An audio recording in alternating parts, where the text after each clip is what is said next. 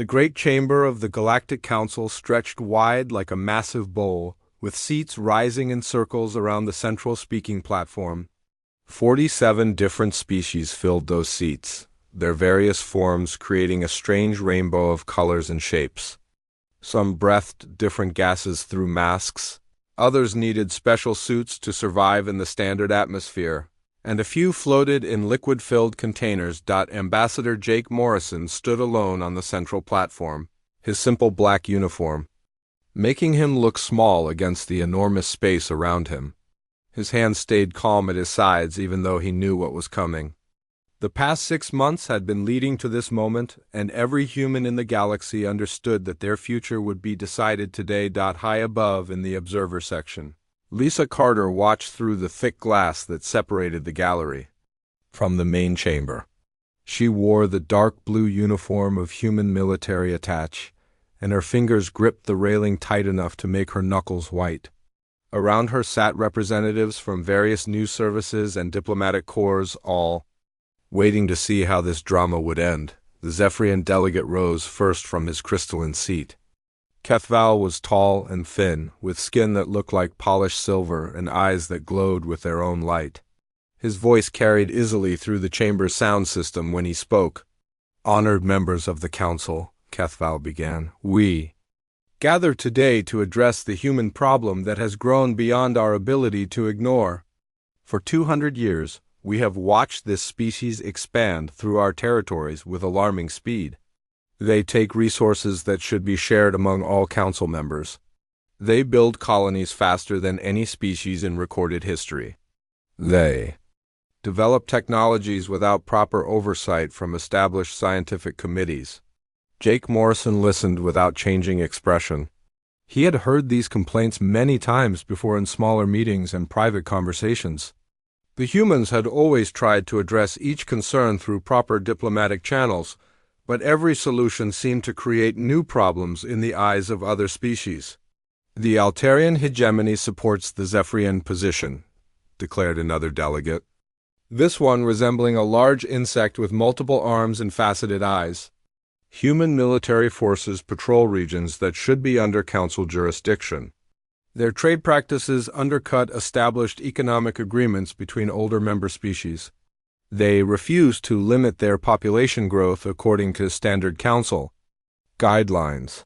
More delegates began to speak, each adding their own complaints to the growing list. The Crystalline Collective worried about human mining operations that extracted resources too efficiently. The Verdanian Empire felt threatened by human diplomatic success with neutral species. Even smaller civilizations that had benefited from human technology and protection now spoke against them, swayed by promises of better treatment from the major powers. Jake Morrison watched the faces around him as speaker after speaker rose to condemn his species. Some looked genuinely angry, others seemed nervous about their decision, and a few appeared to be reading from prepared statements without much personal conviction. But the result was always the same. Every species that spoke wanted humanity. Removed from council space, Lisa Carter felt sick as she counted the votes building against them. The human delegation had known this moment might come, but watching it happen still felt like a physical blow. She thought about the millions of human colonists spread across dozens of worlds, the research stations pushing the boundaries of science, the trade vessels carrying goods between species that had never trusted each other before humans, arrived to broker deals, the Aquatic Consortium. Delegates spoke through a translation device that turned their underwater sounds into standard galactic language. Humans reproduce too quickly and live too long. Their colonies grow beyond sustainable limits and put pressure on local ecosystems. Other species must limit their expansion to maintain balance, but humans seem unable or unwilling to control themselves. Jake Morrison finally requested permission to speak. The chamber fell quiet as he stepped forward to the speaking position. His voice was calm and clear when he began.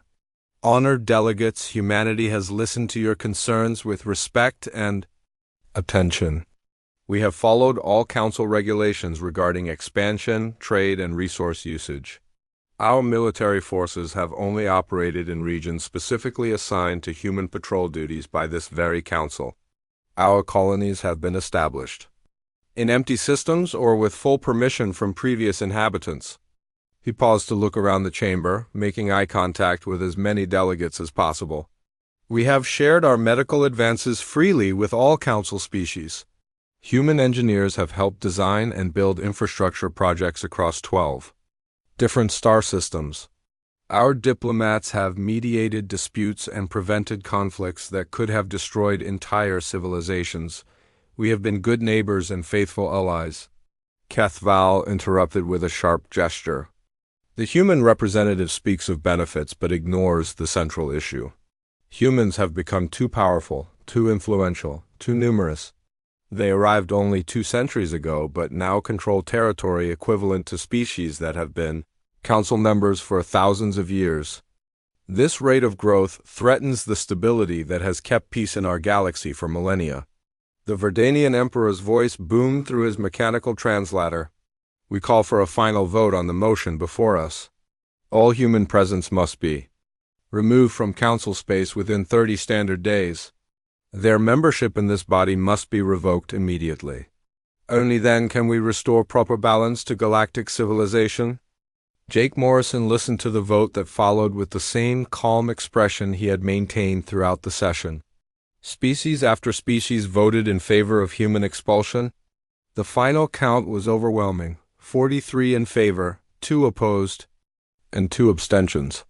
Even species that had received significant help from humanity voted against them, apparently convinced that the benefits were not worth the perceived risks. When the vote was announced, Jake Morrison stepped forward one final time. The human delegation accepts the Council's decision without protest or appeal. We will comply fully with all requirements for withdrawal from Council space. All human colonies, research stations, military installations, and commercial operations will be evacuated within the specified time limit.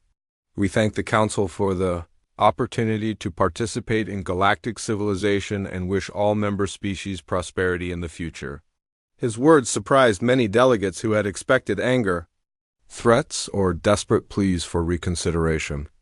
Instead, Jake Morrison simply gathered his documents, bowed formally to the assembly, and walked calmly toward the exit.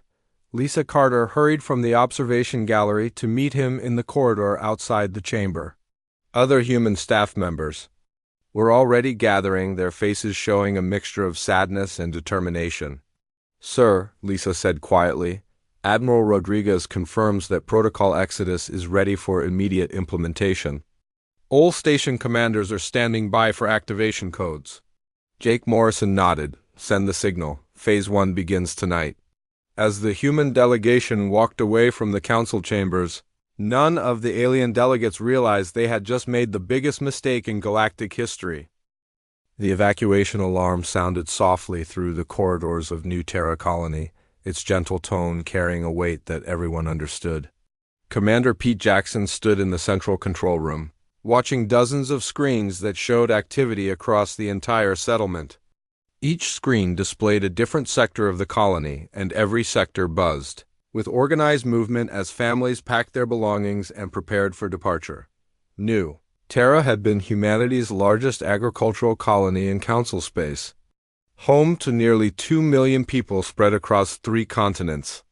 The planet's rich soil and perfect climate had made it a breadbasket that fed human colonies throughout the region. Now all of that had to be abandoned within 28 days. And Pete Jackson had been chosen to oversee the most complex evacuation in human history. "Status report from Sector 7, called out Lieutenant Amy Walsh from her position at the communications console. "The Henderson family requests additional transport space for their livestock preservation equipment. They've been breeding endangered Earth species for the Colonial Gene Bank project." Pete Jackson nodded. "Approved. Transfer a cargo module from the industrial evacuation list. The Gene Bank project takes priority over manufacturing equipment." He understood that some things were more valuable than others, and the genetic diversity that the Henderson family had spent decades protecting could never be replaced. The evacuation plan had been prepared years ago as a contingency measure, though no one had really expected to use it.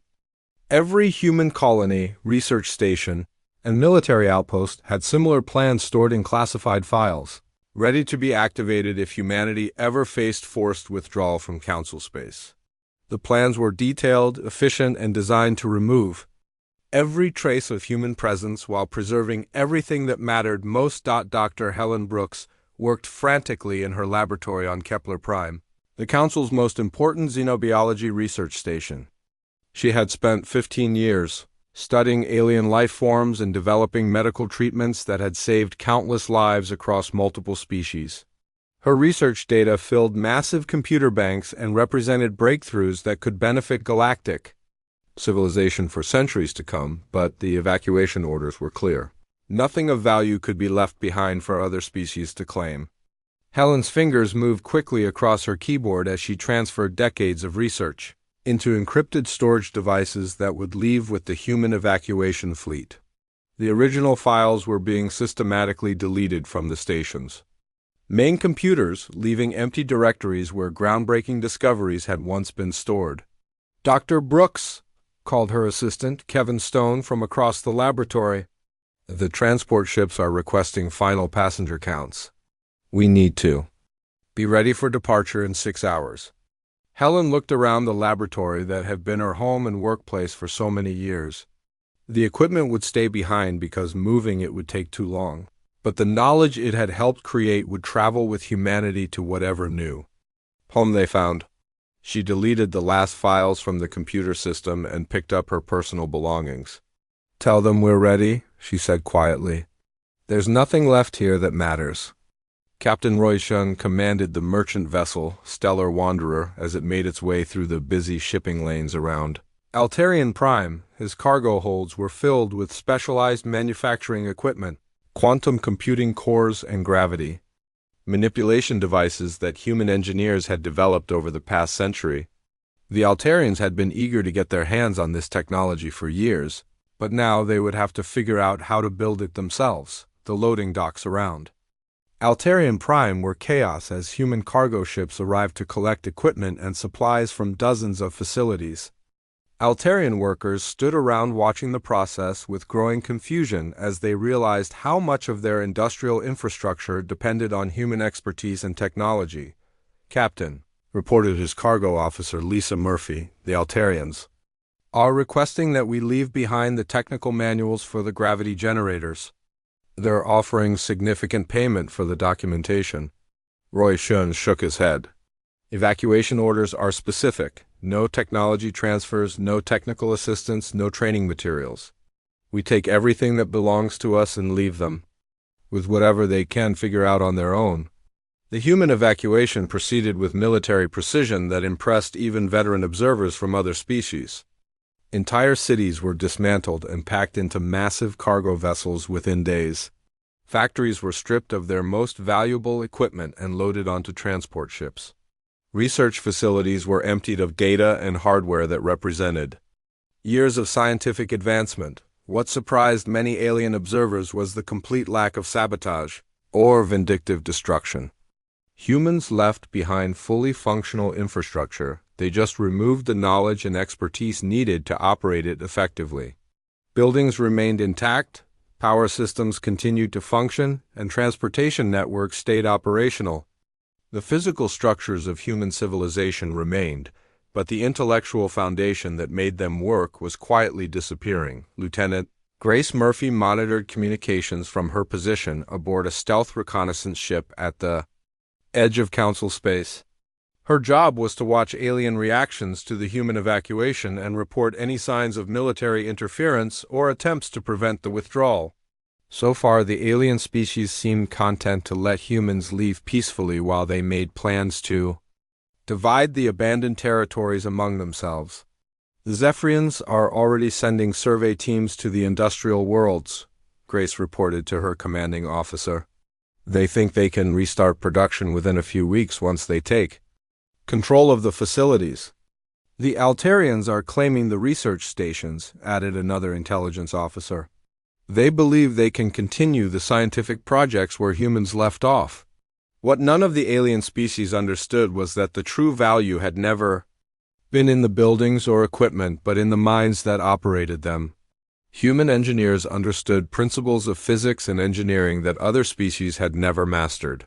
Human scientists approached problems with methods that alien researchers found difficult to comprehend. Human administrators coordinated complex systems with efficiency that seemed almost magical to outside observers. The evacuation continued day and night as human transport fleets moved through Council space like a vast migration, families said. Goodbye to homes they had built over generations. Scientists abandoned laboratories where they had made discoveries that changed the galaxy. Farmers left behind fields they had cultivated with love and care for decades, but there were no protests. No desperate appeals to the Council for reconsideration, no attempts to negotiate better terms. Humanity accepted the decision with dignity and proceeded with their withdrawal according to the agreed timeline. They packed their belongings, gathered their knowledge, said their farewells, and departed quietly into the unknown regions beyond Council space. As the last human transport ships disappeared into hyperspace, the alien species began to realize they might have gotten exactly what they asked for. Council Administrator Vex Prime of the Altarian hegemony stared at the quarterly report on his desk with growing confusion. The numbers made no sense according to everything he thought he knew about economics and production. Trade volumes had dropped by 30% across all major shipping routes in just 3 months since the human evacuation ended. Industrial output from former human facilities was running at barely 15% of previous levels. Vex Prime touched his communication device and called for his chief industrial advisor. When Nextqui arrived, his forearms were carrying multiple data tablets and his compound eyes showed the stress that had become common among Altarian administrators in recent weeks. Explain these production figures, Vex Prime demanded, pointing at the report. We took control of fully operational facilities with complete manufacturing equipment. How is it possible that we are producing less than 1/6 of what the humans achieved? Next, Squee set down his tablets and selected the one containing the most troubling information. The equipment is more complex than we initially understood. The automated systems keep failing because we cannot determine the proper maintenance schedules. When we attempt repairs, we often cause more damage because we do not understand how the different components interact with each other. The truth was becoming clear to industrial managers across former human territories. The sophisticated machinery left behind was useless without the knowledge to operate it properly. Human engineers had developed manufacturing processes that seemed simple on the surface, but relied on subtle understanding of physics and chemistry that other species had never mastered. President Zara Phillips of the Terran Federation received daily intelligence reports from beyond Council space, where humanity had established temporary administrative centers while they searched for new territories to call home. The reports painted a picture of cascading failures across multiple sectors of galactic civilization, exactly as human strategic planners had predicted years earlier. The Crystalline Collective is requesting emergency technical assistance, reported Colonel Ben Rodriguez, now serving as head of external intelligence operations. Their mining operations on New Terra are producing less than 10% of expected output. They are using traditional extraction methods that destroy more ore than they recover. Zara Phillips nodded grimly. Human mining engineers had spent decades developing extraction techniques that maximized yield while minimizing environmental damage. Those techniques required precise understanding of geological processes and careful coordination between different types of equipment. Without that expertise, alien mining operations were wasteful disasters that poisoned soil and water systems. The environmental consequences were becoming apparent on dozens of worlds where human ecological management had maintained delicate balances between industrial activity and planetary health. Automated systems that had regulated air and water quality for decades began to malfunction without proper maintenance. Weather control networks that had prevented destructive storms started to fail as alien technicians struggled with technology they could not comprehend. Dr. Kevin Stone had relocated his emergency medical research to a facility in the Outer Rim, far beyond Council jurisdiction. From there, he monitored the growing medical crisis that was spreading through former human territories. The interspecies medical exchange program that he had managed for 12 years was shut down permanently, leaving alien civilizations without access to treatments and research that had saved millions of lives. The Verdanian Empire is reporting an outbreak of Kepler plague, Kevin told his staff during their daily briefing. They are requesting immediate assistance from human medical teams, but our government has classified all medical knowledge as strategic resources that cannot be shared with council species. The plague that was ravaging Verdanian colonies would have been contained within days if human medical teams had been available to respond. Human doctors understood the disease better than any other species because they had been the ones who originally developed treatments for it during an outbreak 15 years earlier. Without that expertise, the death toll was climbing into the millions. General Martha Wade reviewed military intelligence reports from her new headquarters beyond council space. The data showed that criminal activity in former human patrol zones had increased by more than 800% in just 4 months.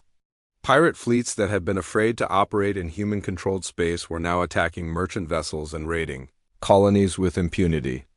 The Zephyrian military is requesting tactical assistance, reported her intelligence chief. They have lost 6 patrol ships to pirates using basic hit-and-run tactics that human forces would have countered easily. The truth was that alien military forces had grown dependent on human strategic guidance without realizing it. Human officers had served as advisors and coordinators for joint operations across council space, sharing tactical knowledge and helping develop defense strategies that kept peace throughout the galaxy. Without that expertise, even advanced alien fleets were proving vulnerable to opponents they should have defeated easily. The Galactic Council held emergency sessions almost daily as reports of crisis and failure poured in from across their territories. Species that had voted enthusiastically for human expulsion now demanded solutions to problems that were spiraling beyond their control. Kethval, who had led the campaign against humanity, found himself in the uncomfortable position of trying to explain why everything was falling apart. The humans were more integrated into our systems than we realized, he admitted to the emergency assembly. Their removal has created gaps in expertise that we are struggling to fill. But the problems went deeper than simple technical knowledge. Humans had served as mediators and interpreters throughout council space, helping different species communicate and cooperate despite their biological and cultural differences. Without human diplomats to facilitate negotiations, old rivalries and misunderstandings were beginning to resurface.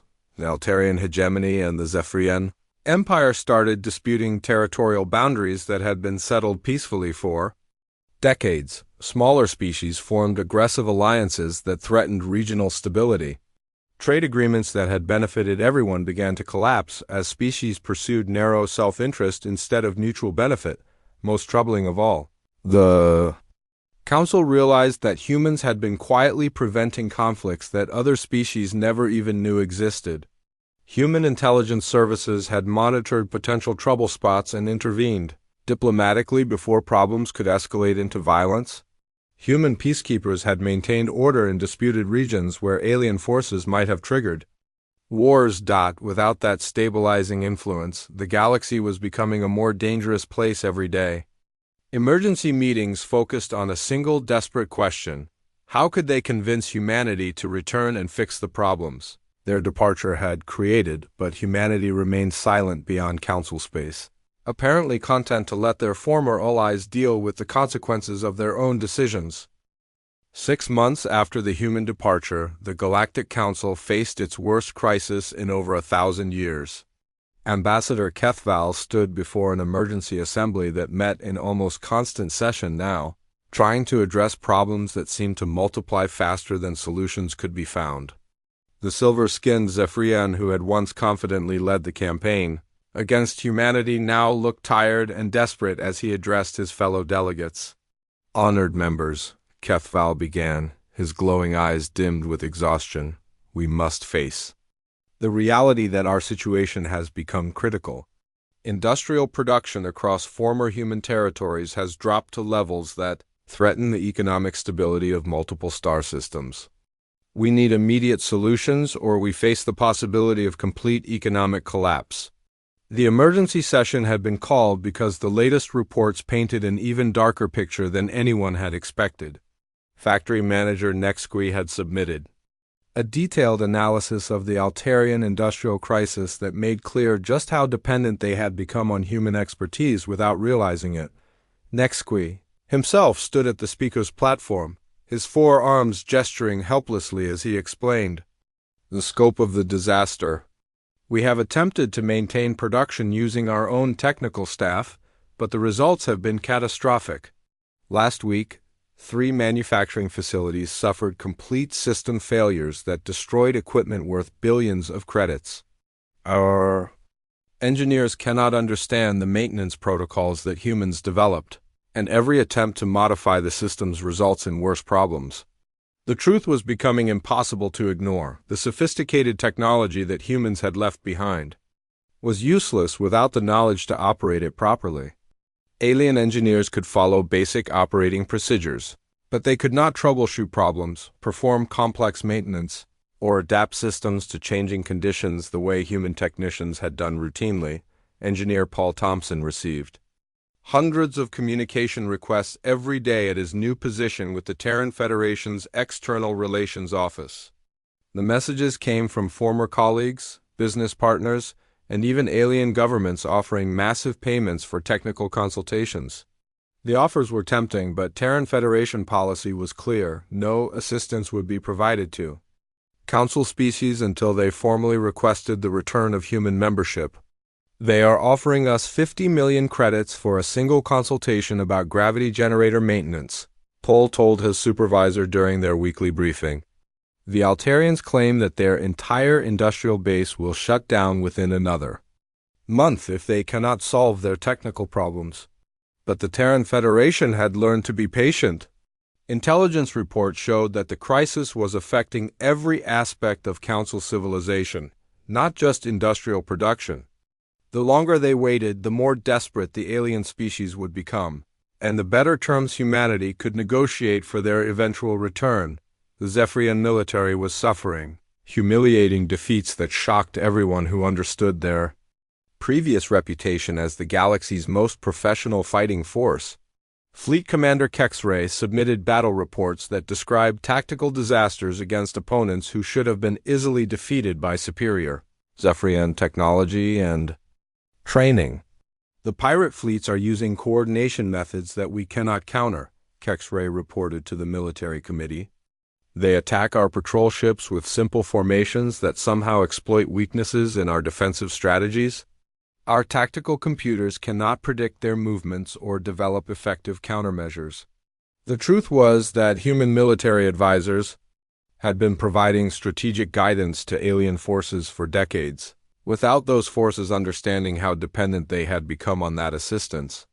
Human officers had analyzed alien tactical doctrines and quietly helped improve them, developed coordination protocols that made joint operations possible, and created defensive strategies that compensated for the weaknesses of different species. Without that expertise, even the most advanced alien military forces were proving vulnerable to opponents they should have dominated. The Zephyrian Empire had lost more ships to pirates in 6 months than they had lost in the previous 50 years of military operations. Dr. Rebecca White monitored the medical crisis from her new research facility beyond Council space, watching as preventable diseases killed millions of beings across multiple star systems. The interspecies medical program that she had helped develop over 15 years had been humanity's greatest contribution to galactic civilization, saving countless lives through shared research and coordinated treatment protocols. The Crystalline Collective is reporting massive casualties from industrial accidents, Rebecca told her research team during their daily crisis briefing. They are using mining techniques that human safety experts had identified as extremely dangerous, but they lack the knowledge to develop safer alternatives. The collective had always prided themselves on their precise approach to resource extraction, but their traditional methods were proving inadequate for the complex operations they had inherited from human colonies. Chemical accidents, structural collapses, and equipment failures were killing workers at rates that shocked even hardened industrial safety experts. Even worse, the Verdanian plague had evolved beyond the ability of alien medical teams to treat effectively. The disease that human doctors had contained quickly during previous outbreaks was now spreading unchecked through Verdanian colonies, killing millions of beings who could have been saved with proper treatment protocols. Most critically, the Council was discovering that human diplomatic corps had been preventing conflicts that could have destroyed galactic civilization.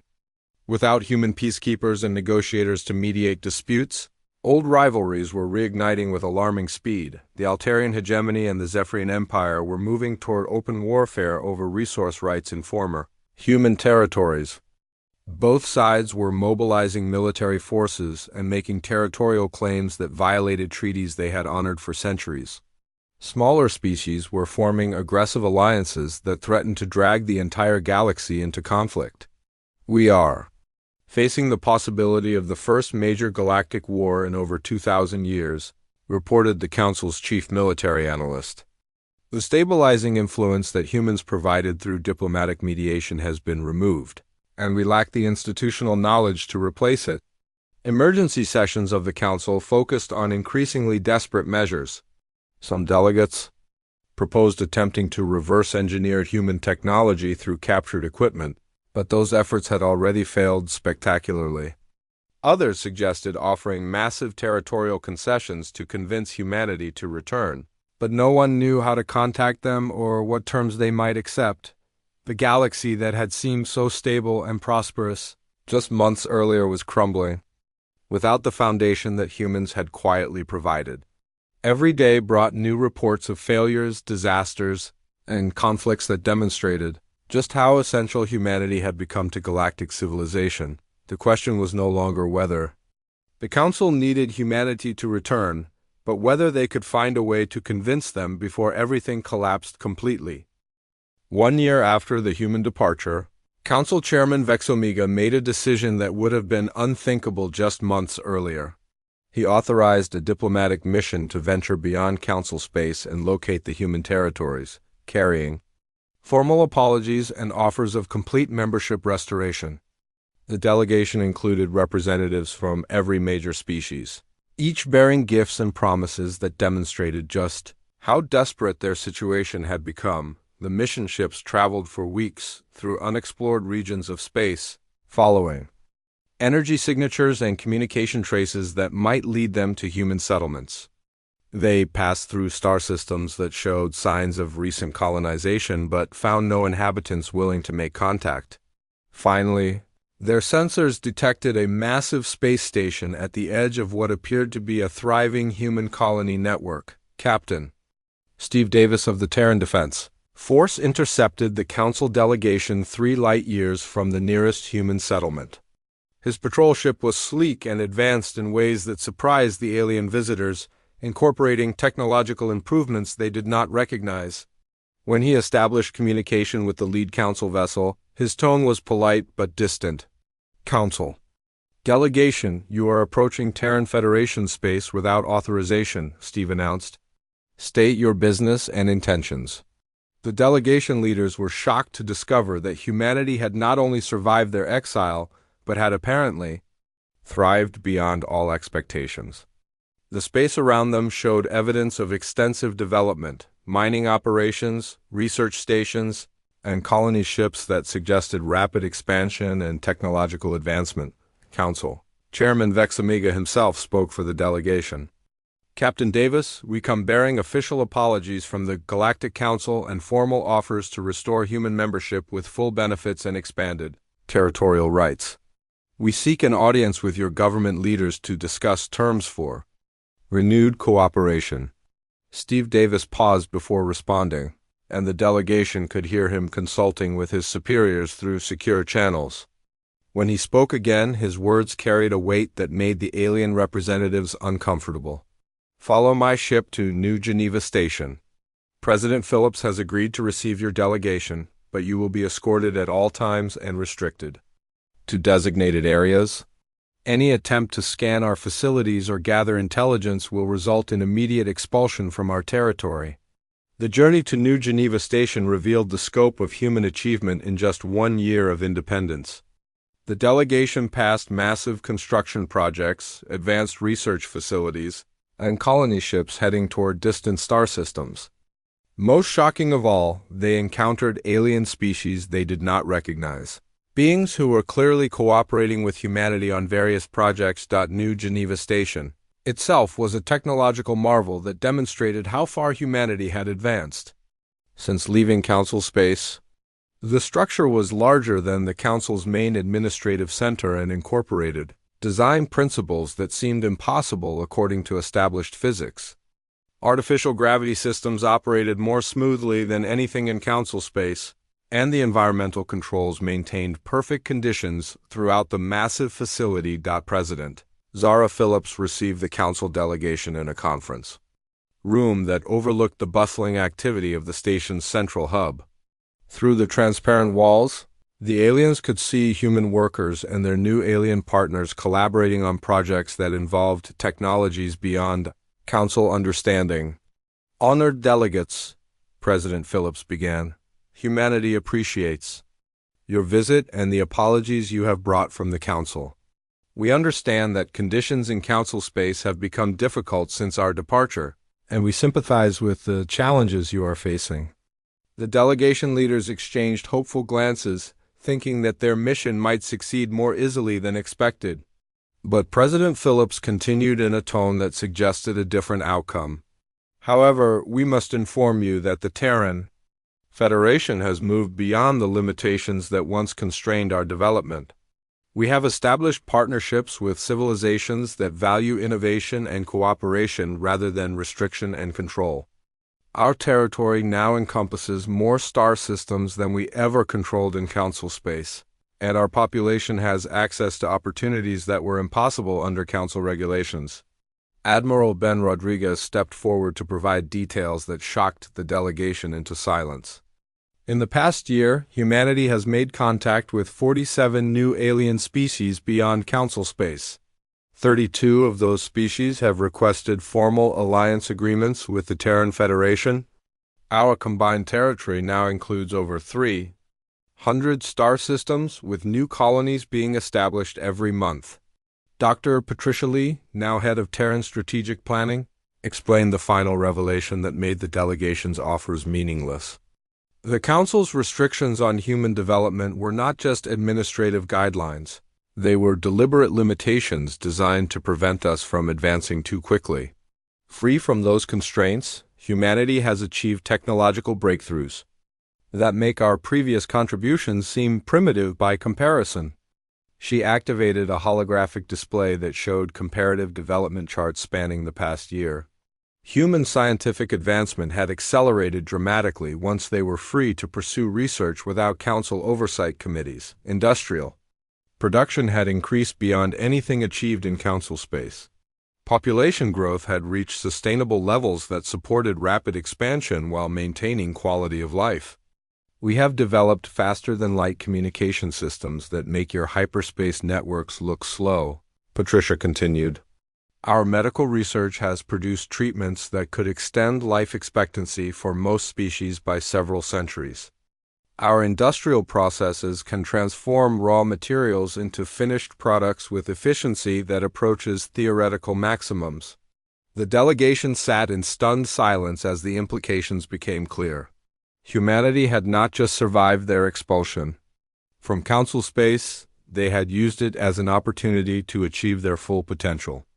The restrictions that the Council had justified as necessary for galactic stability had actually been holding back the most innovative species in known history. Council Chairman Vexamiga made one final desperate offer.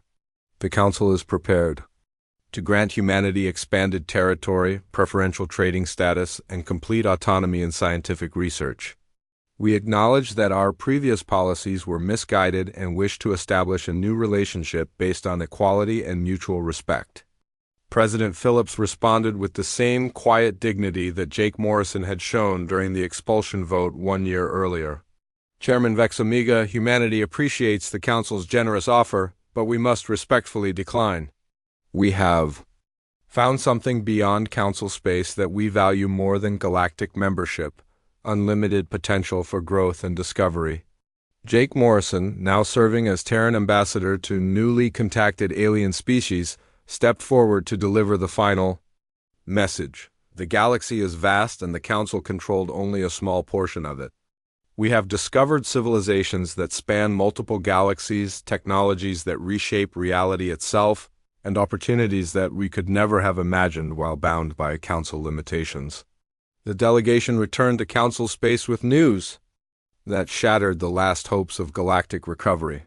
Humanity was not coming back, and they were thriving beyond anything the Council species could achieve. The aliens who had voted for human expulsion now faced a future of permanent decline while humanity explored frontiers they could never reach. In the years that followed, occasional reports reached Council space about human achievements that seemed like fantasy stories. But for the civilizations that had rejected humanity's partnership, those stories served only as reminders of opportunities forever lost.